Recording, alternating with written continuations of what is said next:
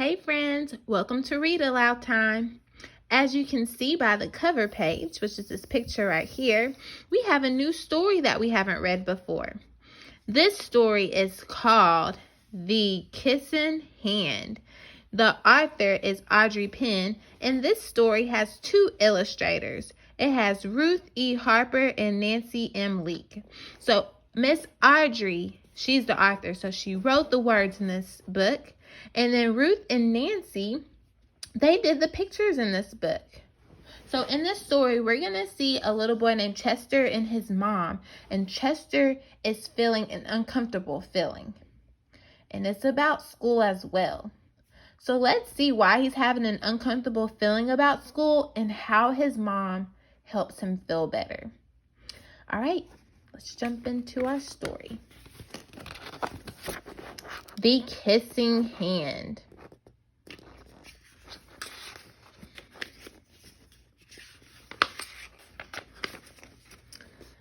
Chester the raccoon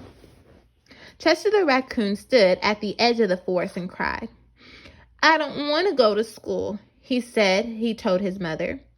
"I want to stay home with you. I want to play with my friends and play with my toys and read my books and swing on my swing. Please, may I stay home with you?"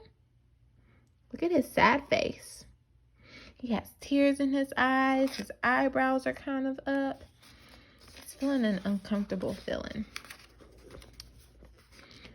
Miss Raccoon took Chester by the hand and nuzzled him on the ear. "Sometimes we have to do things we don't want to do," she told him gently, "even if they seem strange and scary at first. But you will love school once you start." So he's feeling scared about going to school, kind of like Wimberly did. "You'll make new friends and play with new toys, read new books and swing on new swings. Besides," she added, "I know a wonderful secret that will make your nights at school seem as warm and cozy as your days at home." So Chester goes to school at night because he's a raccoon, which is when they're up at night. They're nocturnal animals. Chester wiped his tears and looked interested, so he was ready to listen. "A secret? What kind of secret?" "A very old secret," said Mrs. Raccoon. "I learned it from my mother, and she learned it from hers. It's called the kissing hand." "The kissing hand?" asked Chester. "What's that?" "I'll show you." Mrs. Raccoon took Chester's left hand, spread his tiny little fingers into a fan. Leaning forward, she kissed Chester's hand right in the middle of his palm. Chester felt his mother's kiss rush from his hand, up his arm, and into his heart. Even his silky black mask tangled with a special warmth. Mrs. Raccoon smiled. "Now," she told Chester, "whenever you feel lonely and need a little loving from home, just press your hand to your cheek and think, 'Mommy loves you. Mommy loves you.' And that very kiss will jump to your face and fill you with toasty, warm thoughts."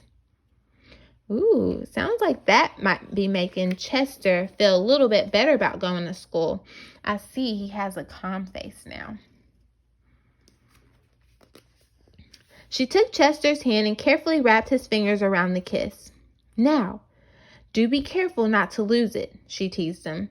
"But don't worry. When you open your hand and wash your food, I promise the kiss will stick."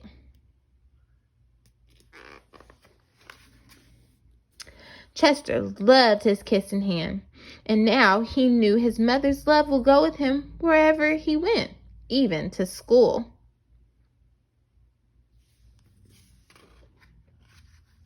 That night, Chester stood in front of his school and looked thoughtful, so he was thinking. Suddenly, he turned to his mother and grinned. "Give me your hand," he told her.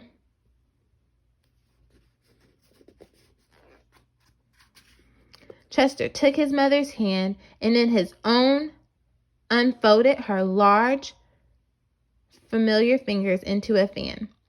Next, he leaned forward and kissed the center of her hand. "Now you have a kissing hand too," he told her, and with a gentle goodbye and "I love you," Chester turned and danced away. So Chester gave his mom a kissing hand too, and now he's off to night school. Miss Raccoon watched Chester scamper across the tree limbs and enter school. And as the hoot owl rang in the new school year, she pressed her left hand to her cheek and smiled. The warmth of Chester's kiss filled her heart with special words. "Chester loves you," it sang. "Chester loves you." The end. So there's Chester at his school with some of his other friends that are up at night. So, in our story, The Kissing Hand, Chester was worried when he started school because he didn't want to leave his mother. Tell me about a time when you were sad and what made you feel better. Send a video in telling me about it.